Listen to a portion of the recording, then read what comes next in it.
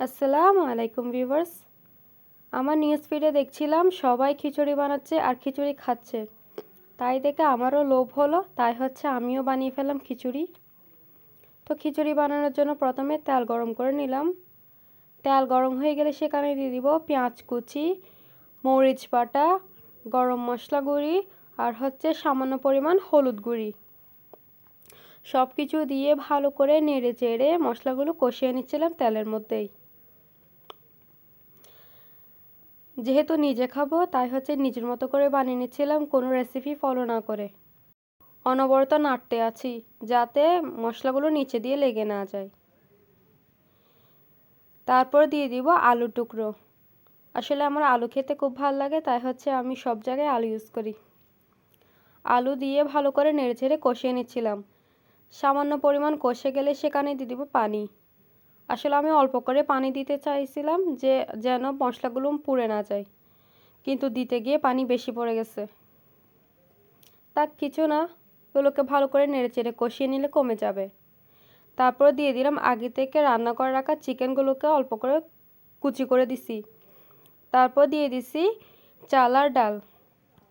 চিকেনগুলোকে কুচি করে দেওয়ার একটাই কারণ, চিকেন কম ছিল, তাই কুচি করে দিছি যাতে প্রতিটা বাইটে মুখে পড়ে চিকেন। চাল ডালগুলোকে ভালো করে নেড়েচেড়ে সেখানে দিয়ে দিলাম ফুলকপি। ফুলকপিগুলোকে একটু বড় বড় করে রেখেছি যাতে দেখতে সুন্দর লাগে। সব কিছু দিয়ে ভালো করে নেড়েচেড়ে কষিয়ে নিব। চাল, ফুলকপি, আলু সব কিছু কষে গেলে সেখানে দিয়ে দিব গরম পানি। একদম ফুটন্ত গরম পানি দিছি আমি।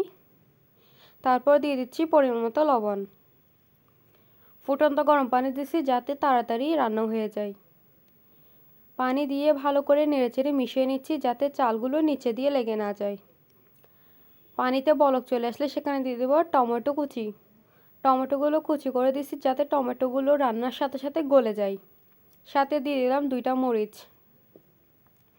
আমি তো বেশি ঝাল খেতে পারি না, তাই মরিচ একদম কম করে দিয়েছি। তারপর দিয়ে দিলাম ধনেপাতা কুচি।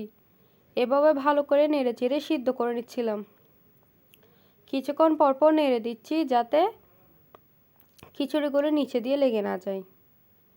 তারপর ভাবলাম ঢাকনা দিয়ে দিব, তাই ঢাকনা দিয়ে দিলাম। আসলে আমি এতক্ষণ ঢাকনা দেওয়া ছাড়াই রান্না করছিলাম। ঢাকনা দেওয়ার পর এই তো আমার রেডি। আসলে আমি ঝরঝরে খিচুড়ি বানাতে চেয়েছিলাম, কিন্তু পানি বেশি হওয়ার কারণে এটা লেটকা খিচুড়ি হয়ে গেছে। তাক ব্যাপার না, যখন বানাইছি তখন খেতেই তো হবে।